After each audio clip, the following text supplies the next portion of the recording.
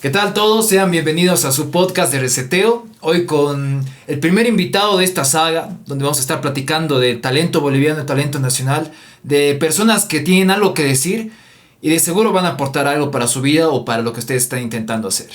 A continuación, le doy bienvenida a Javier Conde, periodista y escritor. Javi, un gusto tenerte. Gracias, aquí muy feliz por la invitación, Gio, a Reseteo, de Reseteo. Claro, sí, yo creo que hace mucho tiempo yo tenía muchas ganas de invitarte, Javi, la verdad. Observo tu trabajo desde un lado y desde el otro. Yo creo que nuestro encuentro, o sea, como nos conocimos, fue en una etapa tal vez de trabajo, ¿no? Mostrando lo que tú haces y mostrando lo que yo hacía. En realidad, sí, sí. ¿Te acuerdas? Sí, sí. Y bueno, un gusto conocerte, Javi. Bueno, igual, ¿No? de nuevo, Gio, sí. Ante las cámaras ahora. Claro. Che, Javi, quisiera que, o sea, para empezar, o sea, decía que eras periodista, escritor Ya. y tienes una página en Facebook, ¿no? Sí, en realidad, Gio, vamos a hablar primero sobre qué es de periodismo. Periodismo, me parece bien. Claro, hablemos un poco de eso. Mira, la etapa de periodista que yo tuve influyó mucho en mi carrera, en mi vocación literaria, porque es una etapa donde conoces gente, conoces situaciones, etcétera, de cosas. Entonces yo en algún momento se me ocurrió, tuve la idea errónea de creer que la literatura y el periodismo eran dos cosas separadas, como el agua y el aceite. Llega un momento en el que te das cuenta que no es así, que el periodismo y la literatura son hermanas mellizas. Se parecen, pero no son iguales. Entonces ahí es donde empecé la idea de crear una página, el bazar de las pesadillas. El bazar de las pesadillas. El bazar de las pesadillas, exacto. Okay. Ahí es donde inició todo. La verdad que yo sigo tu página hace mucho tiempo, ya bueno, desde que te conozco. Sí. O sea, me dijeron, él tiene una página con, ¿se puede decir el número de seguidores? Claro. 15,000 seguidores. 15,000 seguidores y... no, que él tiene una página con 15,000 seguidores. Es un capo, o sea... sí, me han vendido bien. Claro, pero luego yo te llegué a conocer, intercambiar, qué sé yo, unos 15 minutos de palabras. Y la verdad que llegué a decir sí. O sea, sí, 15,000 seguidores y es por algo. No es que haya sido casualidad, no es que haya comprado bots y haya pagado, ¿no? Sí, que sí, muchas veces muy se caros. puede hacer, ¿no? Sí. Y te llegan likes de Sí. qué sé yo, de Indonesia, árabes. Eso es cierto. Que bueno, los seguidores que tienes es gracias a lo que tú tienes que decir. Y para eso me decías que el periodismo y todo esto. Claro, ha influido bastante. Y yo te quisiera preguntar, hay un momento, un punto de no retorno en la vida, yo creo que de todos, en donde nos pasa algo o tomamos la decisión o vemos con claridad para tomar un rumbo que ya va direccionando nuestra vida para algo, ¿no? En tu caso, tal vez la escritura, la literatura, el periodismo. ¿Qué momento fue en el que tú viste eso? Pucha, no, esto es lo mío. ¿Cuándo? A ver, yo empecé con la literatura en realidad. Mira, cuando era niño, yo recuerdo a mi hermana contarme una historia sobre un hombre que amanecía convertido en un insecto. Y a mí esa imagen me quedó, no sé, se me quedó en el corazón como una espina. Tenía mucho miedo de que algo así me podría ocurrir. Muchos años después me enteré que ese libro que ella me leía era La Metamorfosis de Franz Kafka. Entonces yo tenía mucho miedo. Me sentía de alguna manera humillado, pequeño. Porque si bien la metamorfosis, que es como una pesadilla en realidad, ya me había abierto los ojos a este campo literario, hubo también otra historia que ella me contaba, siempre por las noches. Y era un recorrido por los círculos del infierno y las bolsas. Ella me leía La Metamorfosis, La Divina Comedia de Dante Alighieri. Entonces, estas dos pesadillas se podrían decir así, porque también lo de Dante podría ser un sueño, porque es eso. me habían marcado sin que yo lo supiera cuando era niño. Y hasta ahora esa humillación que he sentido me ha llevado a crear este bazar, el bazar de las pesadillas. Yo creo que uno escribe con se podría decir, ese sentimiento de que no se ha dicho todo en el mundo. Y yo tenía ese sentimiento aquella vez con esas dos historias. ¿Y por qué dices el término humillar? O sea, ¿por qué? Te podría decir que para ser un escritor bueno, uno tiene que ser consciente de que ya muchas palabras han sido dichas a través de los tiempos. ¿Qué puedo decir yo que no haya dicho Cervantes, por ejemplo? ¿Qué puedo decir yo que no haya dicho Quevedo, Séneca o estos grandes poetas franceses? ¿Qué? Claro. Entonces ahí es donde uno piensa sobre sí mismo. Para mí escribir es humillante en ese sentido. Uno tiene que tener la fuerza, tiene que tener ese valor de poder, ¿cómo te digo?, vencer ese obstáculo de las palabras. Que no sean las palabras las que nos dominan a nosotros, sino nosotros a ellas. Claro, porque o sea, la pólvora ya está inventada, ¿no? Claro. La pólvora ya está inventada y la han usado miles de personas. Y yo creo que darse cuenta de que las palabras ya están usadas, citadas de mejor manera, de peor manera, darte cuenta de esa posición, que tal vez es incómoda, ¿no? Porque Claro. escucha, ¿qué estoy haciendo en este mundo cuando ya todo es inventado? Claro. Darte cuenta de eso, yo creo que puedes hacer algo más. Claro, ¿no? es verdad. Ahí entra ese paradigma de ser tú mismo. Ser tú mismo es una mala idea. Y ahí te viene la razón existencialista, ¿no? Te preguntas, ¿por qué esto? ¿Por qué lo otro? ¿Por qué me pasa esto? Sí. Exacto. Hay gente que te dice, tienes que ser tú mismo. Pero, ¿quién eres tú? Claro, al final tú eres simplemente palabras prestadas. En el caso de los escritores, de los periodistas, solo eres un momento, palabras prestadas de otra generación. Le debemos mucho al pasado. Somos el resultado del pasado. ¿Qué pasaría si no existiera Cervantes? Probablemente hubiese sido otra persona, tal vez en el mismo siglo, que hubiera inventado las novelas. Uno nunca sabe. Y eso me lleva a mí también a lo que me decías. ¿Qué es lo que te lleva a escribir en el bazar de las pesadillas? Pues justamente es eso. Si yo no lo hago, probablemente lo va a hacer otra persona. Si es que yo no lo hago. Y hay muchos candidatos, probablemente, que yo no conozco, que lo están intentando. Ahí entramos a ese tipo de ideas, por ejemplo. Me gusta lo que dices. Y me gusta que también, o sea, nosotros las personas somos producto del contexto en el que nacemos. Porque, Sí. o sea, a veces tú no puedes elegir dónde nacer, en qué país. Y ahí está el meme, ¿no? Que dicen, ¿por qué nací en Latinoamérica tercermundista, ¿no? O sea, sí, claro. Pero a partir de reconocer dónde has nacido con tus dificultades. Porque nacer en Europa no es tampoco fácil. Sí queremos tal vez aparentar, pero en todo lado hay un grado de dificultad. Y a veces nos abrumamos como diciendo, hemos nacido en Latinoamérica y ya fue, no voy a poder hacer nada, no voy a poder triunfar. Cuando tal vez sí se puede, ¿no? ¿Tú crees que depende de eso, del contexto donde naces? Yo pienso... Sí, el contexto es muy importante. Mira, te voy a contar aquí una anécdota que es una que mencionaba Eduardo Galeano sobre su amigo Juan Carlos Onetti. Él decía, Onetti supuestamente le había dicho a Galeano en una de sus veladas que hubiese sido de Beethoven si hubiese nacido en un barrio pobre. Y es que eso es verdad, que hubiese sido, digamos, de estos grandes artistas si hubiesen nacido en otro contexto, en otro tiempo, en otra época. Yo creo que si ponemos un ejemplo, 100 años de soledad, que marca un hito en la literatura, por ejemplo. Que lo tenemos acá igual. Claro, que hubiera ocurrido, que hubiese ocurrido, me pregunto. Si no se hubiese escrito 100 años de soledad, quizás eso es lo bueno de la literatura también, te abre un campo que antes no veías, ¿verdad?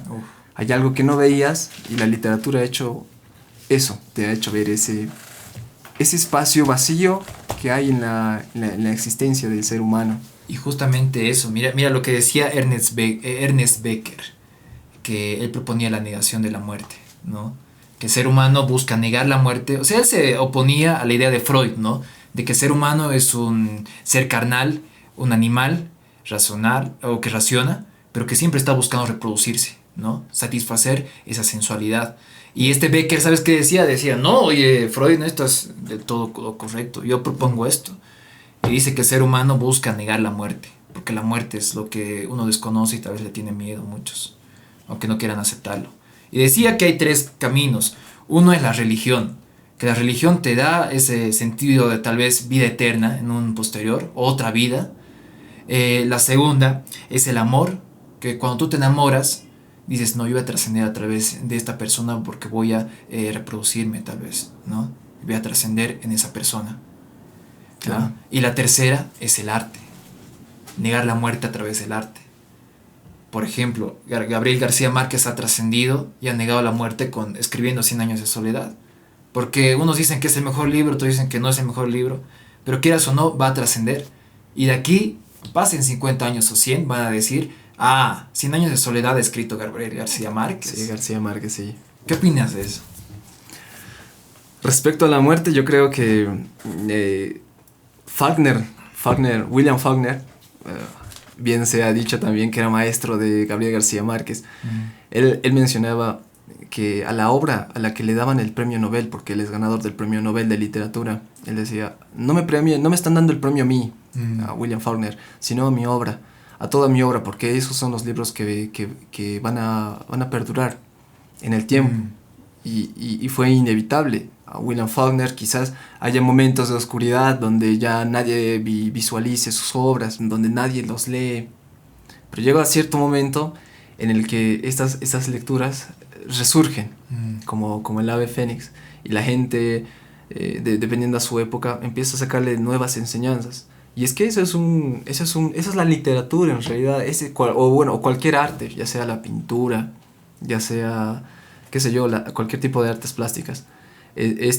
O la música, en algún momento llegan a resurgir, tienen un tiempo, desaparecen, pero de repente vuelven a elevarse, y vuelven a resplandecer como hace 50 años, como hace 60 años, vuelven a hacer lo mismo.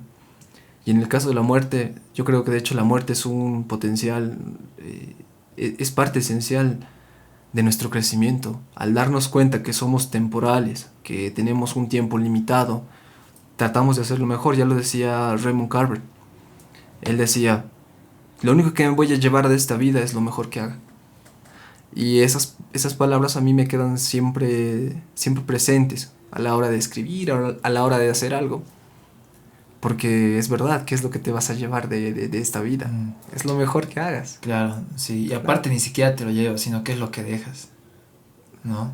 ¿O no? Bueno, sí, por supuesto. Dejas algo en la memoria de los hombres, como decía Borges. De eso se trata también el absurdo que mencionaba Albert Camus o Jean-Paul Sartre en el existencialismo francés, ¿verdad? Dejas algo, tratas de trascender a través de algo que has hecho, ya sean tus hijos, o sea, tu arte. Sí, es verdad. Eso es lo que haces. Tratas de luchar contra la muerte, cosa que también parece absurda, ¿verdad? Claro. A la muerte nadie le gana.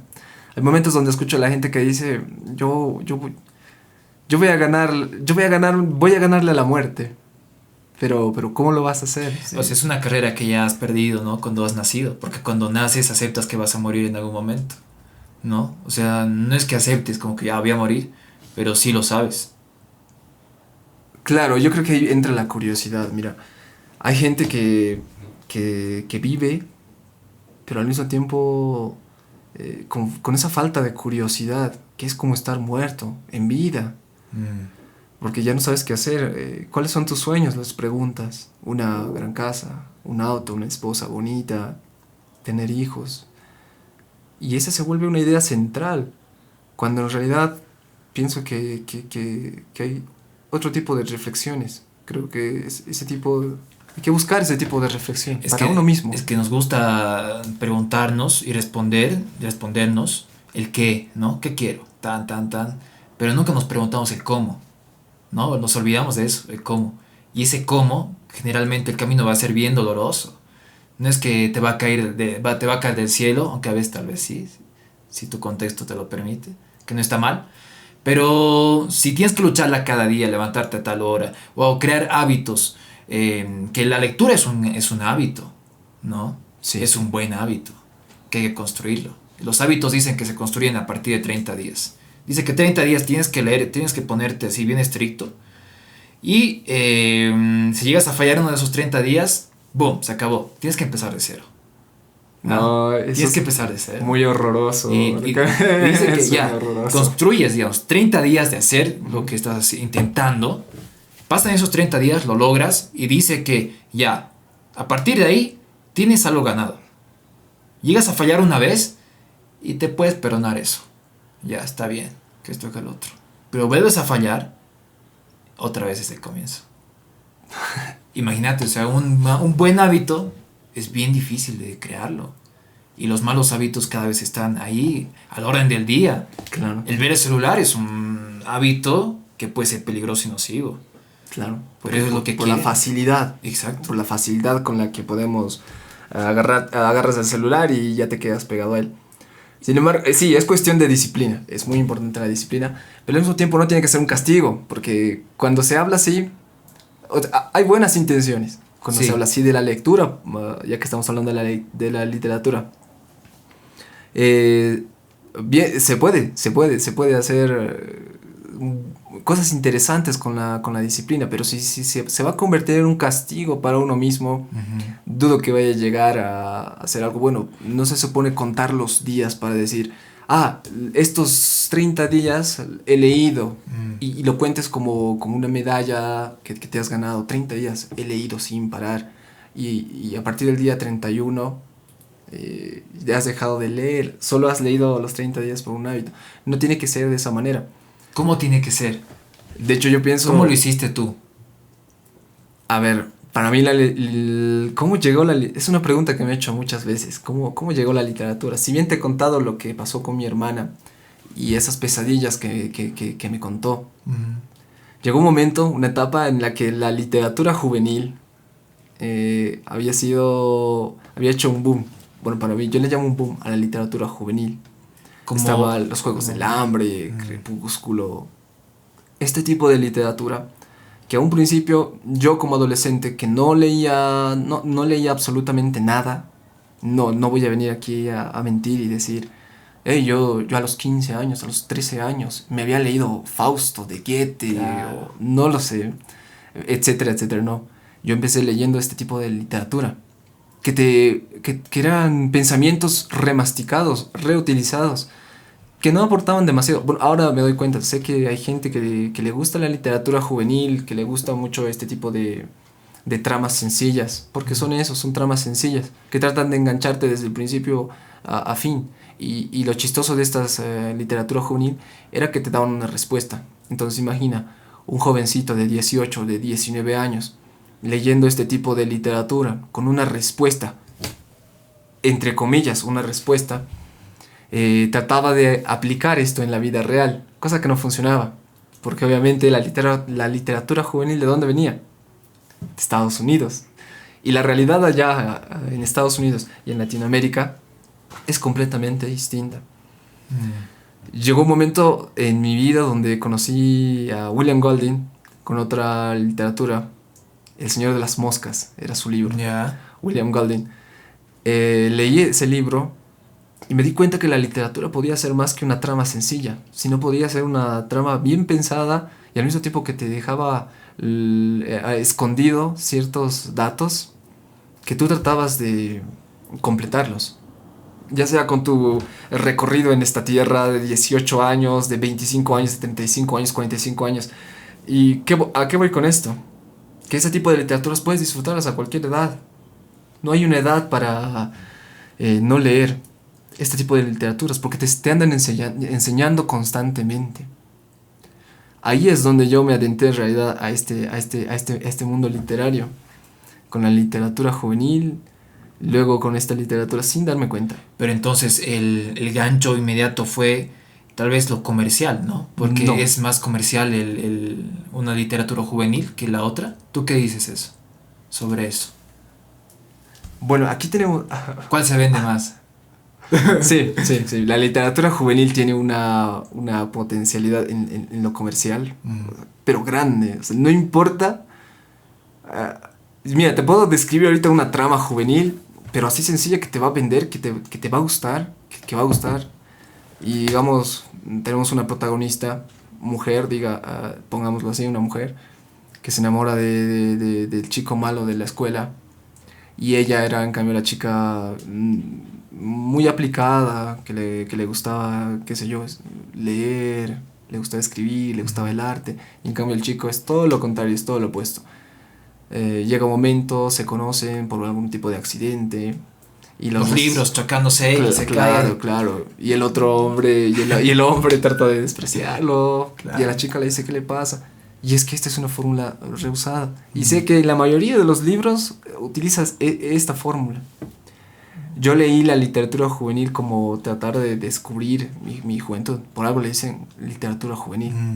Cosa que ahora no entiendo. Pero ya es otro tema. Entonces empecé a leer ese tipo de literatura.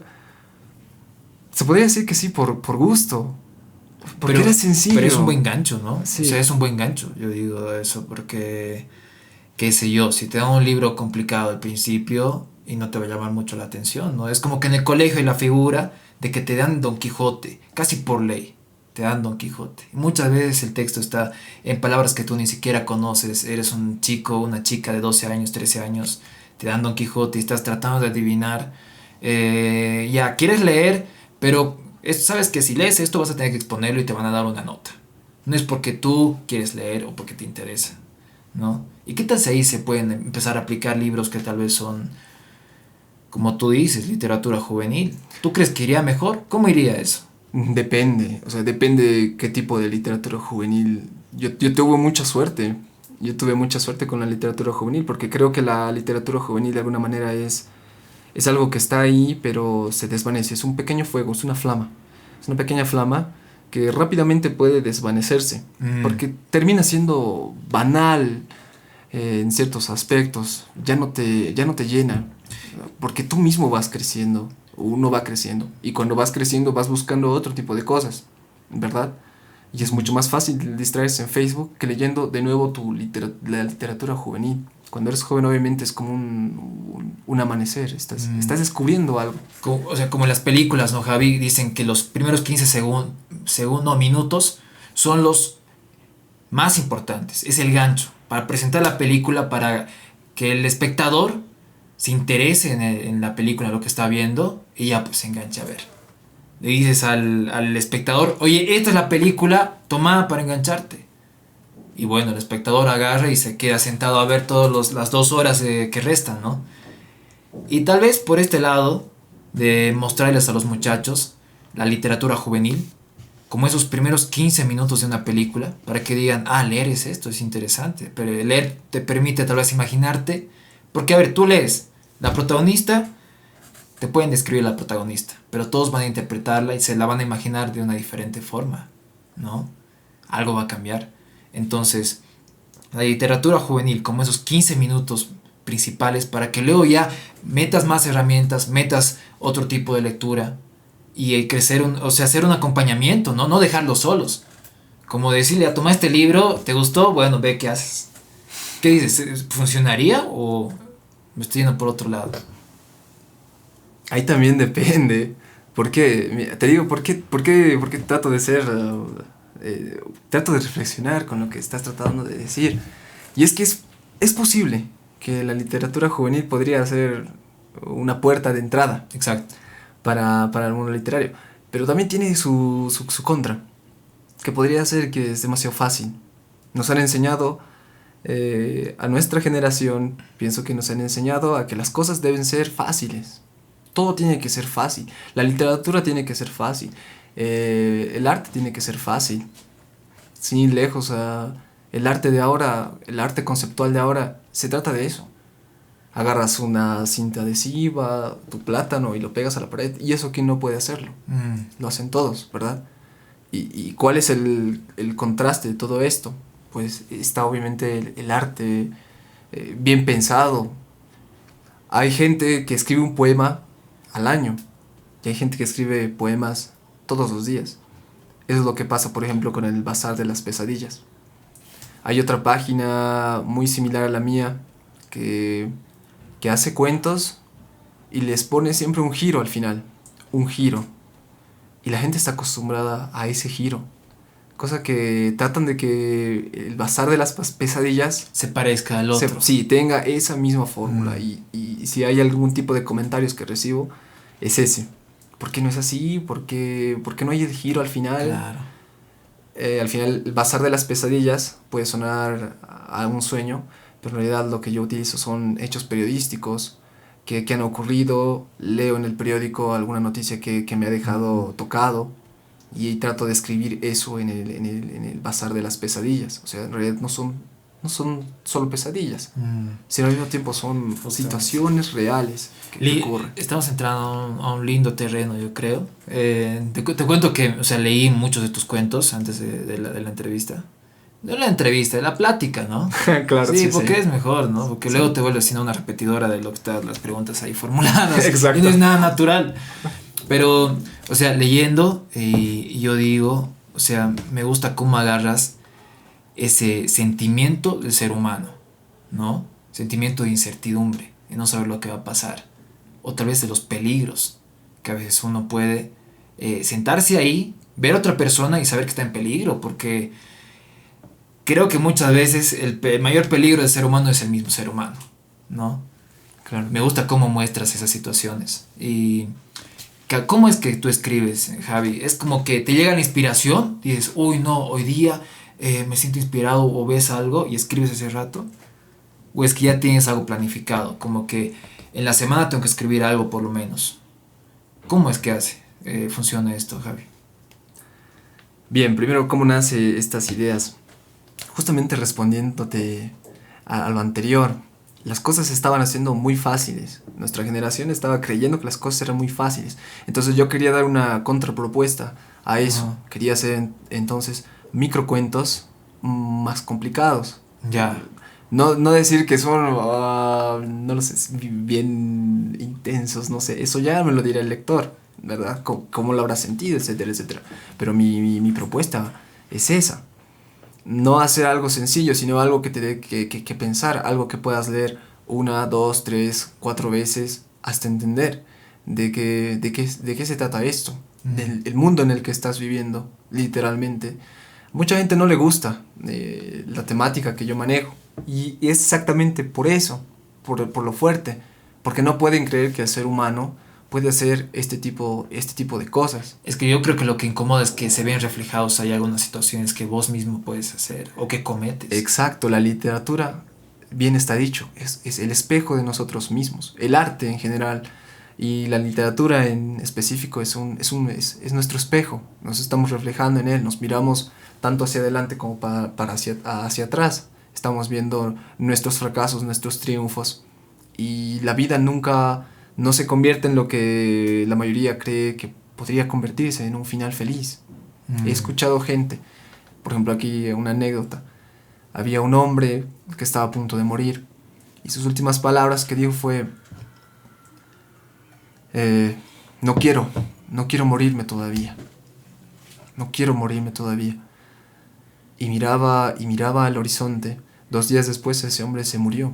Y a mí me quedó esa anécdota que te cuento, a mí me quedó muy, muy, muy presente. De que hay gente que muere quizás con un pensamiento de no hice esto cuando pude haberlo hecho, o no lo hice, no lo sé. Nunca le pregunté tampoco. ¿Cómo le preguntas eso a una persona que está a punto de morir, verdad? Claro, o sea, oye, mira, ¿lograste hacer lo que tú querías o soñabas? No. Claro, no puedes preguntar eso. Es imposible, sí. Es muy grosero. Y ahí dice, bueno, los filósofos estoicos dicen que tienen la frase memento mori, que si algo sabemos es que vamos a morir, por lo tanto tenemos poco tiempo para eso y tenemos que lograrlo, tenemos que hacerlo ya nomás, el momento es ahora. Por eso también en este podcast tenemos la frase de empieza con lo que tienes. Empieza con lo que tienes. Ahorita estamos con luces, agarras con Yurex, pero para que se vea un poco mejor, ¿no? Claro, por supuesto. Y está bien eso. O sea, muchas veces esperamos que todo esté perfecto, que tengamos todo el material, o todo el conocimiento incluso, todo el conocimiento para hacer algo. Cuando yo creo que el pensamiento que tú tenías en el pasado no va con, o sea, la ignorancia incluso que tenías en el pasado no va a afectar tu futuro. Porque tú en ese proceso que va a pasar el tiempo vas a aprender nuevas cosas y tal vez te vas a dar cuenta de que lo que pensabas no era lo correcto, no era tan cierto, ¿no? Entonces empieza. Y conforme pasa el tiempo vas a empezar a darte cuenta de lo que está bien y lo que está mal. ¿O qué dices? Claro, también sentirse estúpido no es para nada malo. Hay gente, por ejemplo, que cree que sentirse estúpido es la peor cosa del mundo. No. Cuando no es así para nada. Yo creo que sentirse estúpido es un buen paso. Un buen paso a sentirse, ¿cómo te podría decir? Has aprendido algo nuevo, obviamente. Entonces, antes de aprender algo nuevo, ¿qué eras? Eras una persona que lo ignoraba, un estúpido en pocas palabras. Claro, y a la gente no le gusta escuchar ese tipo de cosas, ¿verdad? Claro, y ahí va el hecho de que, a ver, dicen que la ignorancia te da más confianza. O sea, yo ignoro algo, digo, no está bien. A mí me pasó, yo tengo una anécdota con eso. En una clase de redacción en la universidad, teníamos un docente que era estricto. Y te decía, ya, tienen que escribir tal nota y me la presenta a la siguiente clase. Listo. Entonces la cosa es que pasaba la semana, tú escribías, llevabas la nota, entrabas a clases y tenías que ponerle en el escritorio. Pum, pum, pum, pum, se acumulaban todos los escritos. Y él agarraba y mezclaba uno, otro, sacaba uno. Y decía el nombre. Giovanni León, pasé al frente. Uy, el día que me tocó se me heló todo. Porque yo ya había visto cómo era con los otros alumnos. Claro, porque era Jack el Destripador, como él decía. Palabra por palabra. Esto va aquí, esto no va aquí. Y sin temor a equivocarse. Porque era, o sea, conocía.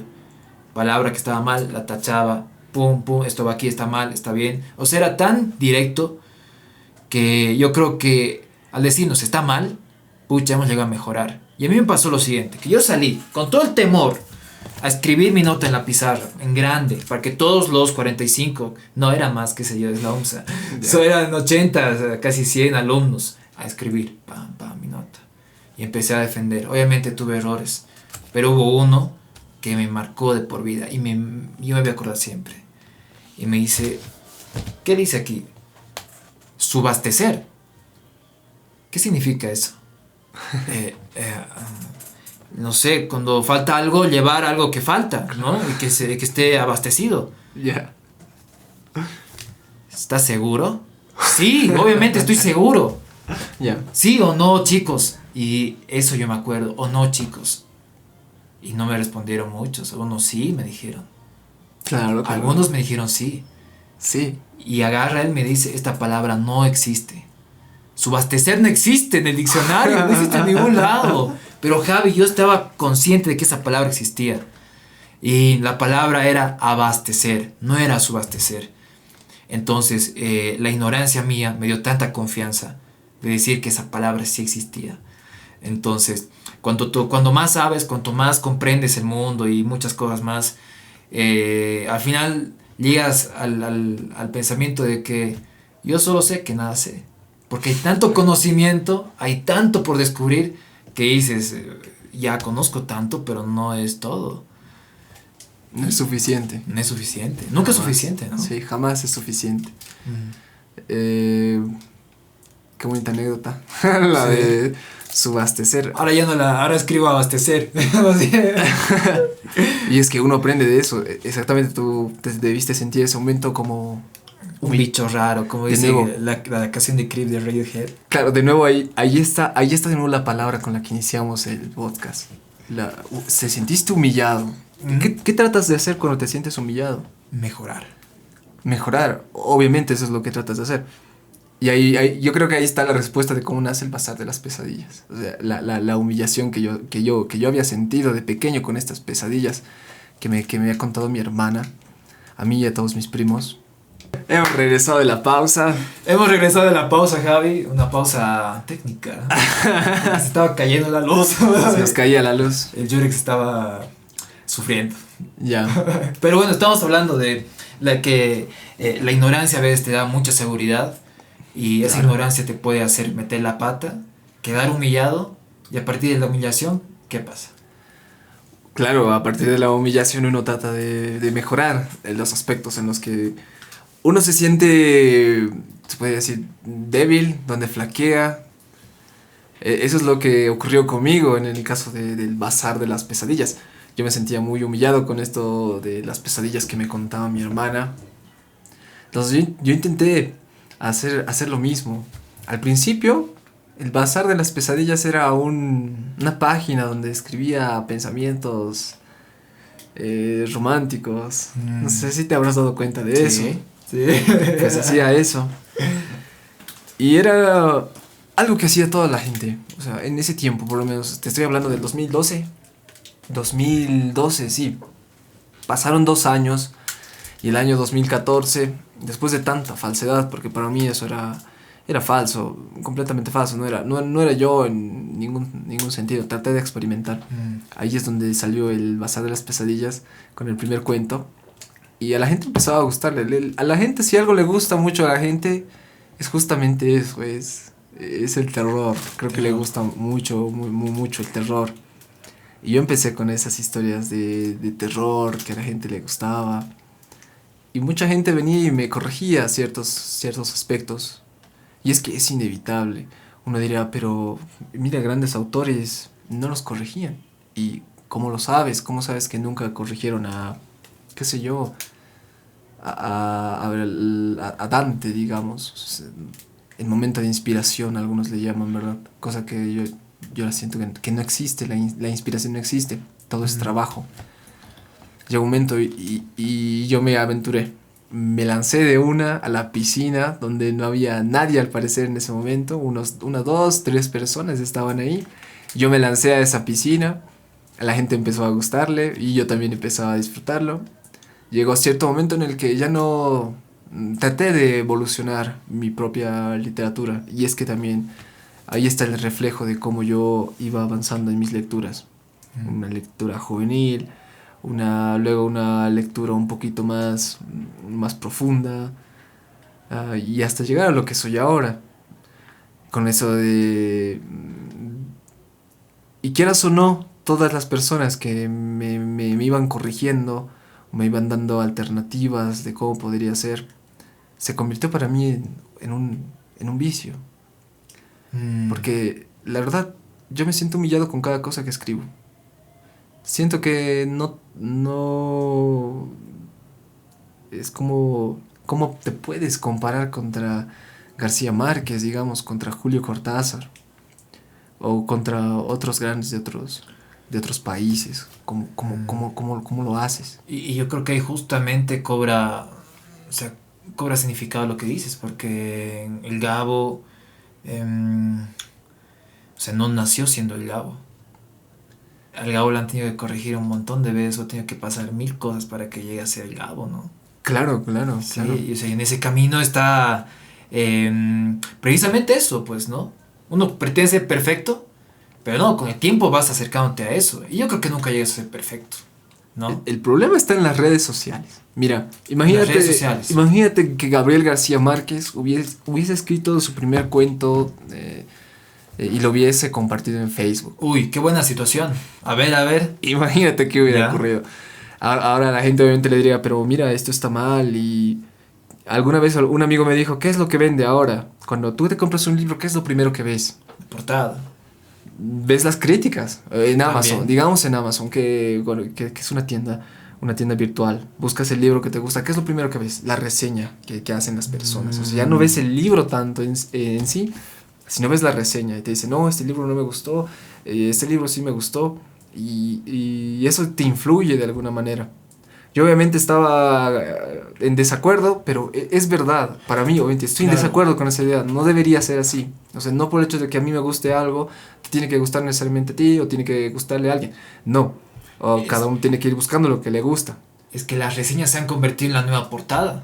Porque Sí, antes tú qué hacías, te ibas a la librería en tiempos pasados, obviamente, ibas a la librería, agarrabas un libro y veías, el título, la portada está buena.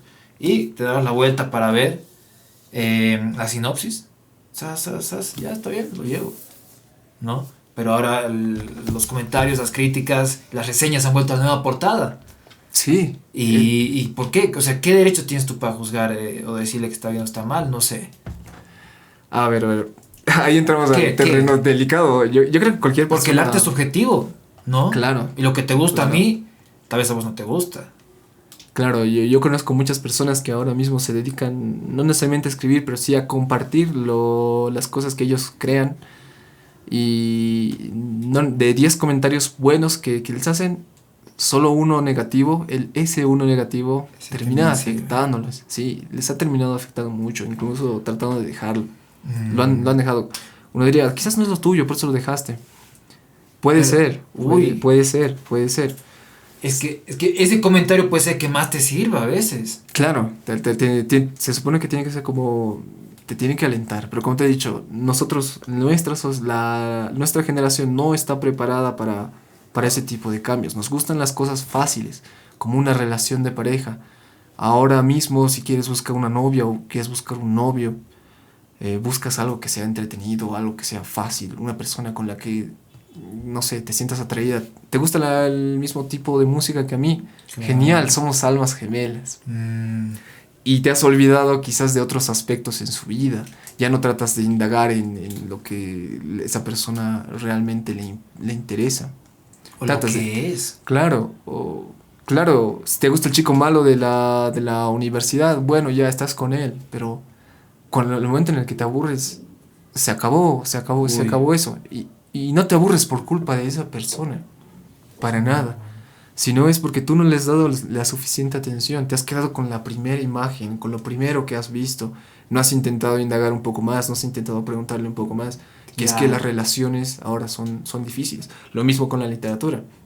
Te gusta la literatura juvenil porque es sencilla, pero y la literatura, como tú dices, como decías, de Don Quijote de la Mancha, digamos, tiene palabras muy de esa época y ahora lo dejas solo porque es difícil, me parece, no sé, me parece muy injusto para la obra en sí. Mm. De hecho, eso te da un logro desbloqueado, le ¿Un logro digamos así, desbloqueado? claro. ¿Te Claro, gusta? tienes ese Lo logro. leí, claro.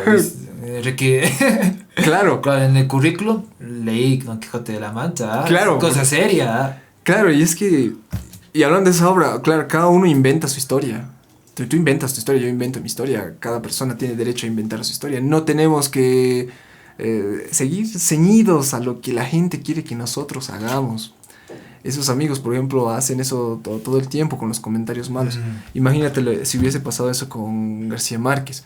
Por ejemplo, otro ganador del Nobel, Mario Vargas Llosa, él no utiliza redes sociales. No utiliza Mm. ninguna red social. Y era amigo de García Márquez. A ver, imagínate que estas personas empiecen a compartir ese tipo de cosas y a leer. A Vargas Llosa estoy seguro que le llegan miles de... Corte, corte. Otra vez volvemos a otro corte. Otro corte. Creo que es el episodio donde más cortes hemos tenido, la verdad. Sí. Pero bueno, ya está. Creo que ahora ya está mejor con Ahora sí. todo. ¿Ya? Va a salir bien, ¿no? Sí, sí, sí. Estábamos con Mario Vargas Llosa en el mundo de... Las redes sociales. ¿Qué sucedería? Mira, lo que pasa es que las redes sociales hay mucha gente que se ha convertido en crítica. O sea, no digo que sea malo. Tú puedes decir qué es lo que no te gusta, qué es lo que te gusta, etcétera, etcétera, etcétera. Y... no sé. Ahí es la pregunta. Yo me hago esa pregunta todos los días. ¿Es bueno? ¿Es malo? La libertad, ¿es realmente el tipo de libertad que nosotros queremos? ¿El tipo de libertad que nosotros merecíamos? Yo creo que grandes autores probablemente no lo hubieran dejado por las redes sociales. O sea, que alguien te diga, oye, tú no puedes hacerlo, no creo que haya sido motivo para dejarlo. De hecho, un escritor o cualquier tipo de artista lo hace porque, incluso suena romántico y está feo, pero lo hace porque siente que tiene que hacerlo, o sea, siente que hay algo más que puede decir él, aunque de manera diferente, aunque de manera igual, no importa, o sea, el resto no importa. Yo creo que la crítica no debería interesar. a la hora de tener un proceso creativo, o sea, Claro, no sí, debería importar. o sea, por el mismo hecho de que, o sea, el arte es subjetivo, ¿no? Claro. O sea, el artista te entrega su producto, toma, ya sea una obra literaria, ya sea un cuadro, ya sea una película, ya sea lo que sea, pam, te entrega y te dice, bueno, interpretalo, Claro, interpretalo, y si te gusta está bien, si no te gusta está igual bien, porque no necesariamente te tienen que gustar las cosas, ¿no? claro. Y bueno, tienes razón eso de las redes sociales, que es un libertinaje total, ¿no? Tenemos tanto poder. Claro, no creo que sea casualidad el hecho de que lo que te haga reír en redes sociales es lo que más se consuma. Si no te hace reír, no. ¿Verdad? Es eso, explosiones, música. Claro, dubstep. Puta, sí, de verdad. Claro, este tipo de cosas. Mientras más te haga reír, más te gusta. O sea, mientras más te hace feliz. Se supone que esto te hace. Las redes sociales es lo que te buscan, ¿no? Hacerte feliz. Y tú quieres esa felicidad rápida y de nuevo. Queremos las cosas rápido, las cosas fáciles. Hablabas de la dopamina. Y de hecho también tenemos un episodio de reseteo de la dopamina. La dopamina. Que, o sea, es que sabes que las redes sociales te entregan ahí en bandeja de plata el hecho de sentirte bien y tener una satisfacción que es efímera. O sea, te hace sentir bien, pero dura poco. Y los neurotransmisores, al recibir tanta estimulación todo el tiempo, estimulación, estimulación, pierden sensibilidad. Claro. Por lo tanto, te cuesta más ser feliz de verdad. Claro. Uy. Eso es cierto. Es como la adicción al material para adultos, de alguna manera. O sea, lo tienes fácil. Ya no vas a buscar a una mujer con la que puedas sentir Claro. ciertas cosas. Simplemente y la pantalla la prendes y ahí está. Y luego llega a perjudicarte en la relación real. Claro. Te encuentras con una novia o una situación así y ya no vas a disfrutar porque dices, no es así, en la tele, en el internet no era así, ¿no? Y vives con una falsa expectativa. Y por eso yo creo que la literatura ahora es muy importante en ese sentido. Te quita de un sopapón, te puede quitar el hecho de que la vida no necesariamente tiene que ser fácil, pero así, con todos sus defectos, con todos sus problemas, vale la pena vivirla. Claro. Se supone que de eso se trata. La literatura para mí es eso, es un bofetón que me recuerda todos los días por qué por qué vale la pena seguir vivo. Oye, hasta así suena loquísimo, pero como la plática se nos ha llevado a eso, sí. Para mí es eso. La literatura para mí es eso. Yo creo que podría serlo también para mucha gente. No simplemente escuchar las cosas por escucharlas, como si te gusta la música, no escucharla por escucharla. Eso no significa que tienes que volverte una persona snob, una persona de gustos refinados, etcétera, que no aplica, sino algo que te haga sentir honesto contigo mismo. O sea, no por el hecho de que a 1000 personas les guste una cosa, tú tienes que ser exactamente igual a esas 1000 personas. Yo creo que nos falta un poquito más el hecho de encontrarnos a uno mismo, a una persona. Y o sea, también aceptarse, ¿no, Javi? Porque o sea, yo siento que sale moda, sale una cierta de cosas y nosotros queremos ser parte de esa moda, queremos ser parte de un grupo en la universidad, Sí. muchas veces sacrificando lo que tú eres, tus propias convicciones, ¿no? Por ejemplo, a mí no me gusta faltar a clases, pero pucha, si mi grupo falta a clases, y si yo no falto con ellos, ya no voy a pertenecer a ese grupo. ¿Y qué hago? Claro. Entonces tengo que faltar. Y es la necesidad de encajar en algún lugar. Y a veces es bien difícil. Dicen que una de las mayores victorias que puede tener el ser humano es mirarse al espejo y aceptarse. Y decir, estoy viviendo contigo. Claro, Aunque suene bien egocentrista, es así, ¿no? Aceptarse Sí, claro. uno como es. Pero es un buen ego, obviamente.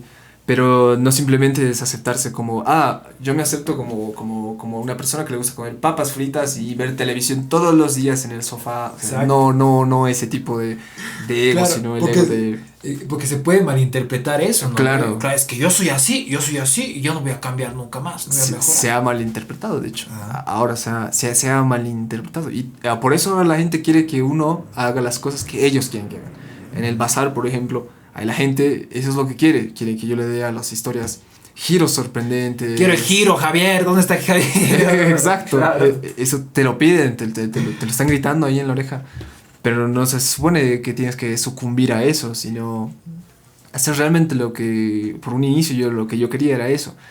Y no, me hiciste me preguntaste esto casi al inicio. Y era cada cuánto escribes o qué Sí, momentos. sí. Pues yo escribo cuando puedo escribir. Hubo algún momento donde escribía todos los días, todos los días. Mm. Pero eran cosas que a la gente yo creo no le aportaban nada. Entonces no tenía mucho sentido. Obviamente un escritor tiene que escribir todos los días. Si quieres ser un escritor profesional y no un escritor amateur Mm. que escribe solo cuando te viene la inspiración, Eso es cierto. eh, creo que no es muy recomendable. Pero sin embargo tampoco es cosa de escribir todos los días, y todo lo que has escrito todos los días es algo que va a funcionar. Claro. Para nada. Tú mismo vas decayendo, te vas dando cuenta cómo las ideas van decayendo una por una.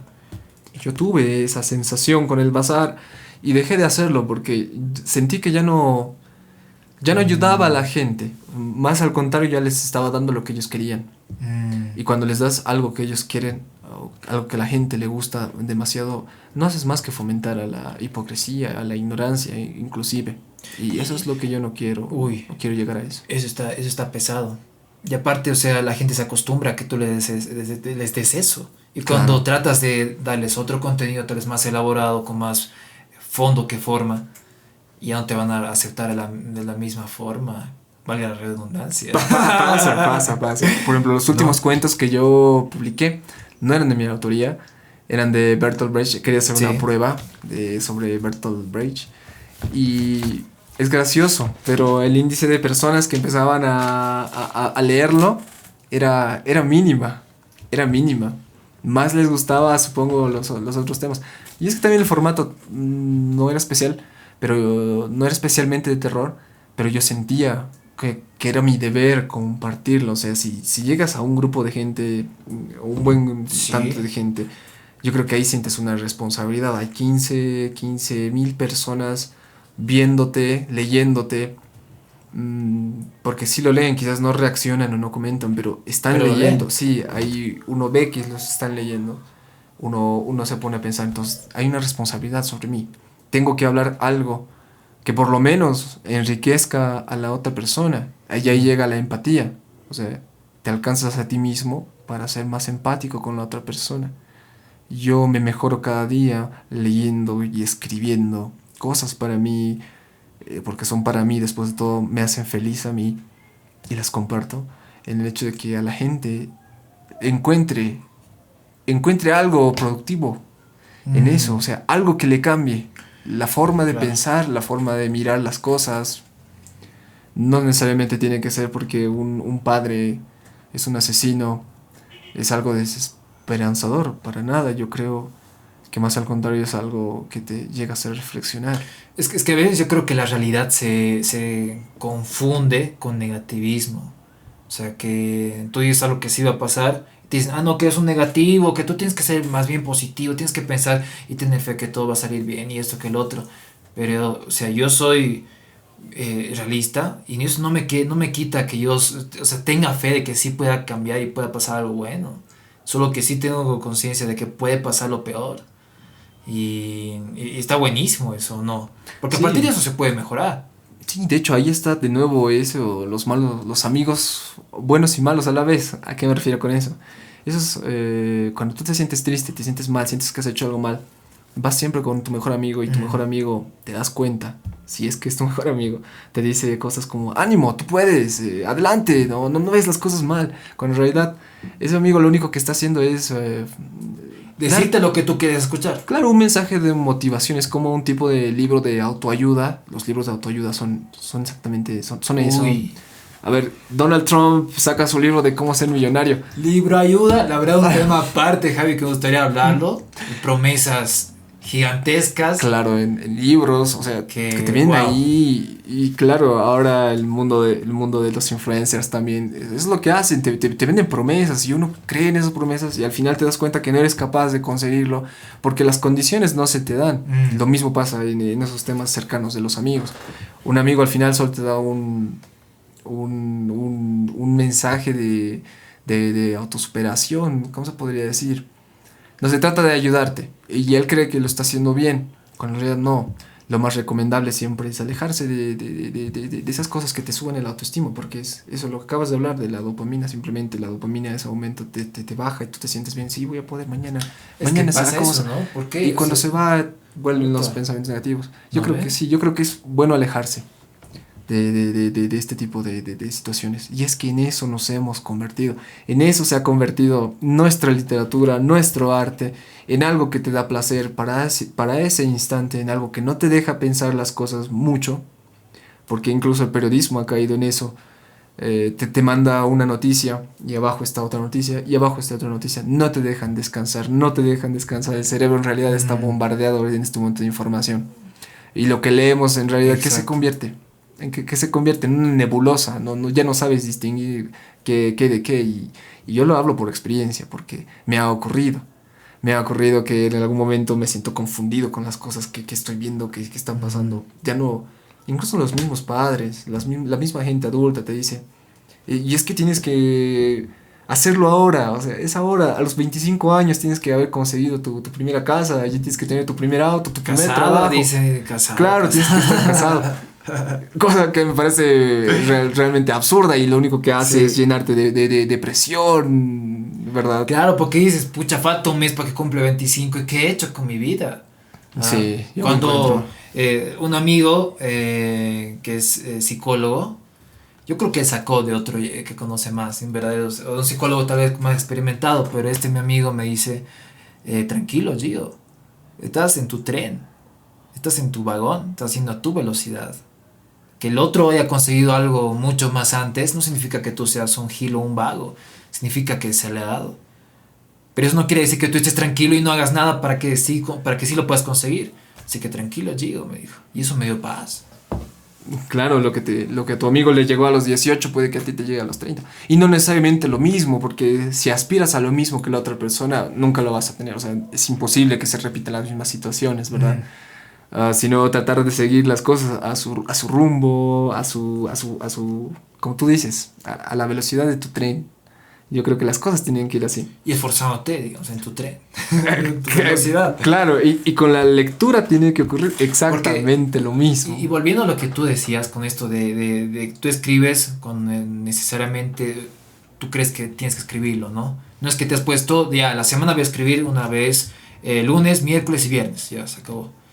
Y a propósito de esto, he escuchado por ahí que hay dos formas en la que vive el creativo. Una es en la que modo artista, en donde ya tú vas a fiestas, vas recolectando, qué sé yo, actitudes ahí en la fiesta, ¿ah? O vas conociendo, qué sé yo, un club de lectura, capturando actitudes de los amigos, compañeros. Pam, pam, fase artista, pasarla bien, pero capturando ideas, vivencias, para luego replicarlas, ¿no? Y luego, este creativo entra a la fase productiva, en donde todo eso que ha recolectado en la fase artista, de estar en pedo, de estar en el holgorio, ya lo transforma en algo productivo. Y eso es lo que a veces yo creo que nos cuesta aquí, ¿no? Por ejemplo, con esto del podcast, nosotros empezamos hace un año y era una semana grabar, la otra semana ya está bien, ay, la siguiente nomás. La siguiente grabábamos, luego otra vez descansábamos y no, pues si no nos trajo nada bueno, porque no éramos profesionales. Hasta que nos pusimos las pilas y dijimos, ya, vamos a sacar cada semana uno. Y nos hemos empezado a esforzar, sí, a exprimir un poco, porque las ideas a veces se acaban, pero está resultando. Entonces, ¿qué opinas acerca de eso, Javi? ¿Hay que profesionalizar esto? Esa es la palabra exacta, o sea, profesionalizar las cosas. Y yo te doy toda la razón. ¿Por qué? Porque ¿qué es un profesional? Quizás la gente piensa que un profesional es una persona que tiene un título, que es un licenciado, que es un doctor. Mm, Para nada. Profesional es una persona que se especializa en algo. Si a ti te gusta correr y cada mañana corres, todos los días sales a trotar, obviamente vas a ser mejor que otras personas, mm, ¿verdad? Pero eso es ¿por qué? Porque has salido cada mañana, te has puesto una rutina para correr y vas y cumples tus objetivos cada día, cada día, cada día y se vuelve un hábito. Y eso de alguna manera te ayuda. a distinguirte del resto, porque obviamente una persona que corre todas las mañanas va a ser mucho más que una persona que no corre todas las mañanas, ¿verdad? Este sentido de profesionalidad tiene que ser algo muy importante en toda la gente. Si a ti te gusta escribir y quieres ser escritor, pues tienes que hacer dos cosas: leer y escribir. No por el hecho de que no hayas escrito el día de hoy, se acabó todo el mundo, no para nada. Yo creo que puedes seguir leyendo. Y lo divertido de seguir leyendo, si es que quieres ser escritor, es que te vas a hacer sentir estúpido. Y si te está haciendo sentir estúpido, si te hace sentir miedo, es porque estás haciendo por un buen camino. Por un buen camino. Claro, estás haciendo por un buen camino, porque el cerebro al final te dice, tengo miedo a esto, mejor no lo hago. Como hay una frase que me gusta también, es la de, cada día haz algo que te dé miedo, o sea, que te dé miedo a hacer. ¿Por qué? Porque obviamente estás venciéndote a ti mismo. O sea, de eso se trata. Buena. Ese es el nivel entonces de profesionalismo que necesitamos. Y es aplicable, yo creo que para todos los rubros, tanto músicos, personas que hacen cine. Porque cine ya significa que tú veas películas, veas series y te nutras de eso. Pero si no no sacas un producto a partir de eso, esas ideas están pues en un pozo y no van a salir. Tienen que salir de ese pozo. Tiene que ser Samara en el aro saliendo del pozo. Claro. Y la música, en todo lado, todos los que hacen arte, yo creo que es así. Y en Bolivia nos está costando harto. En Bolivia, de que los que hacen arte muchas veces se ven solos. Dicen, ya me han apoyado a un principio, pero ahora ¿qué pasa? ¿A quién más puedo hablar? ¿Qué puertas más puedo tocar? Si ya me han cerrado más de 10, ¿qué hago? ¿Qué piensas que puede pasar con esto? Acá no consumimos lo nuestro. Eso es cierto. Por ejemplo, en el Bazar de las Pesadillas, la mayor gente, la mayor persona, las personas que más me ven, Ajá. más me leen, son mexicanas. Luego están las peruanas, luego están las colombianas, y luego recién recién está Bolivia. Y me pregunto, ¿qué es lo que ocurre? ¿Por qué le llego más a este público en específico? No sé, a veces pienso quizás porque ya la literatura está marcada por grandes personajes.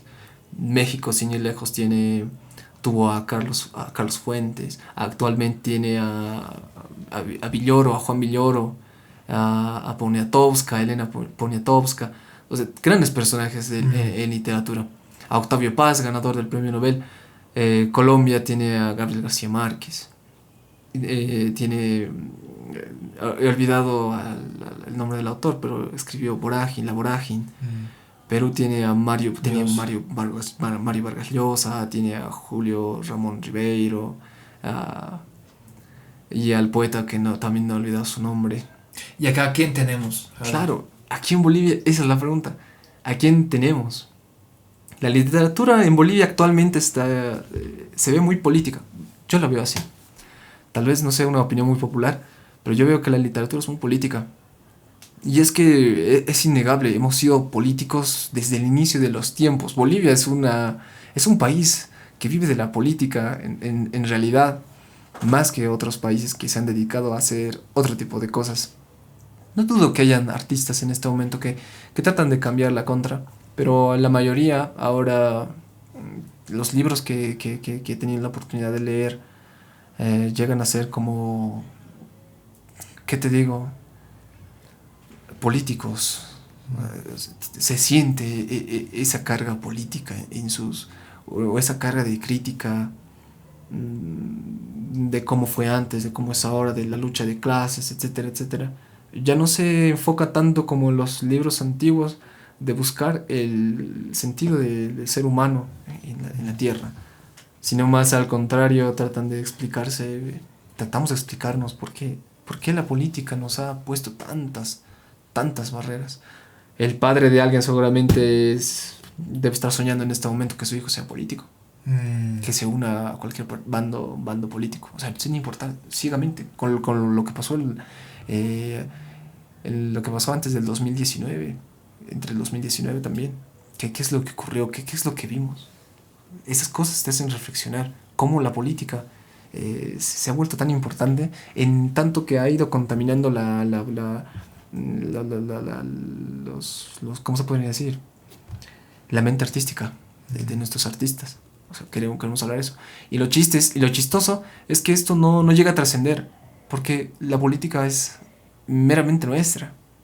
¿Qué es lo que diferencia 100 años de soledad, digamos? Uf, ¿Qué es lo que...? Literalmente te habla de toda la historia de Latinoamérica. Te claro. habla de Latinoamérica y te hace sentir latinoamericano. Aquí viene lo que dice Roberto Bolaño, por ejemplo, que el hombre, por ejemplo, menciona que él nunca fue partidario de su propio país, nunca llevó la camiseta de su propio país, sino él se consideraba un escritor latinoamericano. ¿Y por qué? Porque nos comunicamos en la misma lengua, en el mismo idioma. Y es que Latinoamérica es grande. Lo comprende México y lo podría terminar bien en Argentina. La Patagonia de Argentina. Claro, y lo Y termina ahí, hablamos lo mismo. Y lo chistoso es que la literatura de Bolaño también tiene momentos políticos. Pero si te das cuenta, parecen historias de cierto grado realistas, pero al mismo tiempo que te hacen sentir como si estuvieras leyendo las mil y una noches. Parece algo muy trillado este ejemplo. Yo no lo veo así, sino es porque es algo fantasioso, algo que te llama la atención, algo que podrías vivirlo aquí, tanto en la dictadura de Pinochet como lo pueden describir. O sea, lo puedes vivir acá. O como lo que hizo Vargas Llosa con la fiesta del chivo, la dictadura de Trujillo. Lo puedes vivir tanto allá como acá. ¿Cuál es el secreto? ¿Cuál es el secreto de estas literaturas? Pues ese es uno de los trabajos que deberíamos ponernos a pensar ahora, para los futuros escritores, para las personas que quieren hacer, no sé, incluso obras de arte, obras de teatro. O sea, ¿a qué estamos apuntando? O estamos apuntando a algo así, el contraboom, por ejemplo. Lo malo de los latinoamericanos es que tratamos de enterrar nuestros propios logros. Ok, vino el boom latinoamericano. yeah, Un montón de escritores de Latinoamérica salieron a flote. ¿Qué es lo que intentamos hacer? ¿Mejorarlos? claro. No. Lo que intentamos fue tratar de enterrarlos. Tratando de hacer un Claro, momento decirle, subversivo, sí. No, yo decirle no soy no. como ellos, sí. Sí. No vamos a seguir esa línea. Voy a Mm. irme por otra línea. Y resulta que esta línea a la que habíamos seguido todo este tiempo no era la correcta. Y por ejemplo, yo veo uno de los más aclamados en este momento boliviano, es Edmundo Paz Soldán, el que más se habla en este momento. Y yo he visto una evolución en sus historias. La primera era meramente política, y fue avanzando. Ahora escribe sobre otro tipo de temas muy distintos a los que se escribían en ese tiempo. Y eso lo llamaron, no recuerdo. Tenía era un movimiento, pero la cuestión no era hacer desaparecer el boom, pero sí hacer algo diferente a lo que se había hecho. Más metiendo la cultura popular, más a lo pop, con las referencias, etcétera, etcétera. Y ahí me parece que en vez de dar un paso adelante, hemos dado dos pasos atrás. Porque no Mm. intentaste mejorar lo que hizo Gabriel García Márquez. No intentaste mejorar lo que hizo Mario Lebrero. Hiciste todo lo contrario, quisiste simplemente desligarte de esa raíz, decir, no, es como si no hubiera existido, ellos tuvieron su época, hago lo mío. Me gusta. Entonces lo que tú sugieres es que se valore lo que sí ha funcionado, lo que Claro, sí ha dejado algo a la sociedad y a partir de eso se mejore, ¿no? No, por así decirlo. Estábamos en una vía y nos hemos querido ir a la otra. sí, Con sí, la otra vía nos iba a llevar a una identidad, yo creo, ¿no? claro. Porque es la identidad de la literatura latinoamericana y queremos crear otra cuando ya había Claro. una. Eso es lo malo en realidad. ¿Y acá en Bolivia sientes que pasa eso? Aquí en Bolivia, aquí pasa todo el tiempo. Aquí en Bolivia, cuando ves que alguien está tratando de hacer algo distinto, simplemente lo ignoras. O sea, prefieres consumir algo que lo hicieron ya otras personas, pero con una persona a la que le puedas saludar, digamos, aquí a tu esquina, no sé, a tu vecino, que haga eso. TikTok nos ha ayudado Ya. literalmente a eso, a que nos guste el material para reírnos, para distraernos. Y esa palabra no suena muy bien. Distracción. O sea, lo que tú estás buscando en este momento es distraerte. Me pregunto, y te pregunto a ti, ¿lo que estás buscando en este momento es distracción? No, yo creo que no deberías buscar eso. La distracción es como una mano que te la pones tú mismo entre tus ojos y tratas de distraer. no sé, la realidad es lo que no te gusta. Tal vez por ese lado yo puedo decir que la distracción, una distracción que sí, que te distraiga, pero que te deje algo. Por ejemplo, este podcast, yo soy de escuchar podcast, porque es lo que estoy haciendo. Y, o sea, mientras estoy ordenando o hago algo, me pongo un podcast, me estoy distrayendo, lo estoy pasando bien, pero también estoy aprendiendo algo.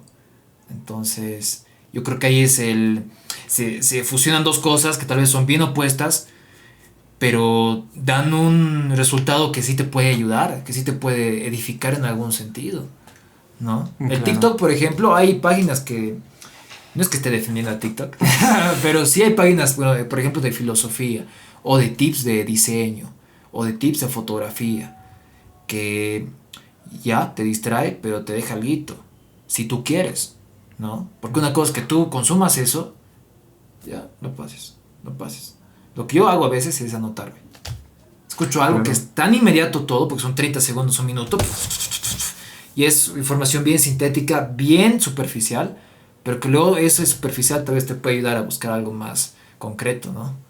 Eso con el tiempo, claro, obviamente, si son 30 segundos, y como tú, me preocupa un poco lo que dices, que 30 segundos y ya es lo mismo que pasa con Facebook, ¿verdad? Una noticia, estás leyendo una noticia, y dices, ay, qué triste, pero wow, ya fue, ¿no? Claro, y ves otra noticia que es completamente distinta, o sea, te vas saturando. Yo creo que no necesitamos ahora tanto distraernos. O sea, sí puedes distraerte con tus podcasts, con los libros, con lo que te venga bien. Pero el aburrimiento no es malo. Sentirse aburrido no es malo. Yo creo que más bien el aburrimiento es un fomentor del arte. Porque cuando te sientes aburrido, ¿qué es lo que haces? Hacer algo, ¿no? Claro, creas algo. Claro, algo por ti. O sea, ya no dejas de consumir otras cosas. Quizás no es tan popular lo que estoy diciendo para ti, para mí, para el bazar. No, yo siento que todo, yo siento que hay que decirlo, porque las cosas son así. Claro. Es que las cosas son así. Es preferible ser honestos.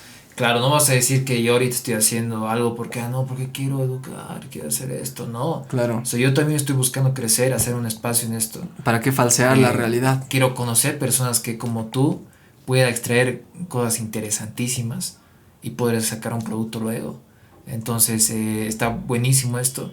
Y lo del aburrimiento me parece totalmente coherente, porque cuando estás aburrido, ¿cómo era antes la niñez, la infancia? Estabas aburrido y te ponías a disparar al cielo y empezabas a parecer un loco, ¿sí? Claro. Pero en tu cerebro había una guerra, había un viaje, había una aventura, ¿no?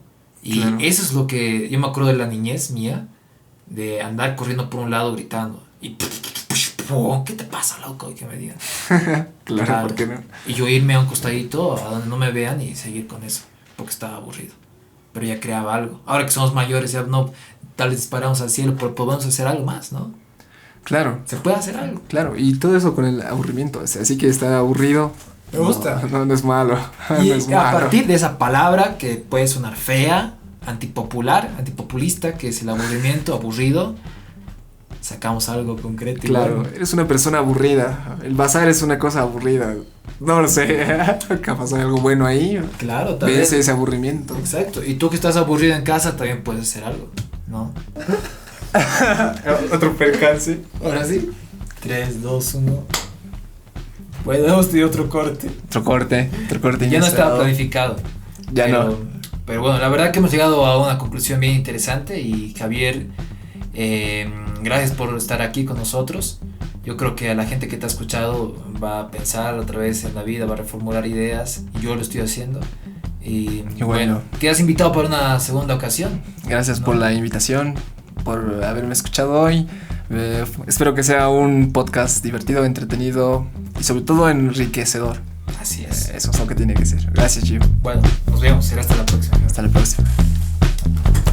Ah, no, y visiten las páginas. Puta. Claro, ya no estaban diciendo nada. Puta, me he olvidado. Visiten la página de